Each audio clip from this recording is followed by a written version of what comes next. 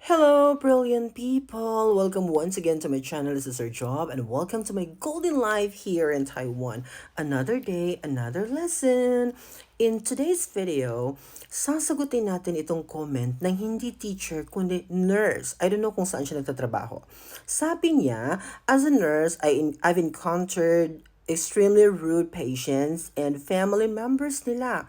But that does not merit the teacher's hostile behavior. I stay calm and report na ganyan behavior nila. Simple lang. Tapos meron ding parang isang nurse doon na kumampi din sa kanya. Hindi ko po dinidiscredit ang hirap ng trabaho ng mga nurses all over the world. Mahirap po talaga ang pagiging isang nurse. Yan po ay totoo. Pero ang teaching profession po ay kaiba po sa lahat ng profession sa buong mundo. Bakit po? Ito yung example na dapat mong maintindihan.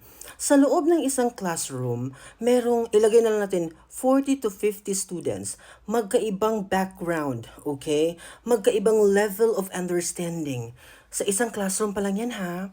Kung si teacher ay meron siyang 5 klase sa isang araw, paano kaya i-handle ni teacher ang kanyang emotion? Naintindihan mo ba? Yung sa'yo, you are catering or serving mga taong may sakit. Ayan. So, yung mga tao na yun, of course, ifa-follow nila. Kasi, ang trabaho mo kasi bilang isang nurse, i-a-apply yung isang bagay. Okay? Magbibigay ka ng gamot or ano pa bang kailangan para matugunan yung kanyang kailangan pangkalusugan. Pero yung teacher kasi, ita-transfer niya yung knowledge na galing sa kanya to students na different ang background sa sinasabi ko na nga. Different ang ugali, different ang approach. Kaya nga sinasabi ko, kung hindi kayo teacher, kasi ang dami ko nakikita sa TikTok ngayon ng mga nurses or other professions na gumagawa ng content doon sa nag-viral na teacher. Anong kinalaman ninyo? Anong alam ninyo sa pagiging isang teacher in the first place? Dapat, zip your mouth kasi hindi to saklaw ng inyong profession.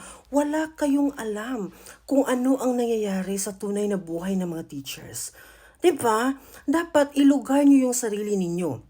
Sinabi ko, hindi madali ang pagiging isang nurse. Pero iba din po ang mundo ng mga teachers na hindi mo kailanmang maiintindihan kasi hindi ka naging teacher. Naintindihan mo? Okay?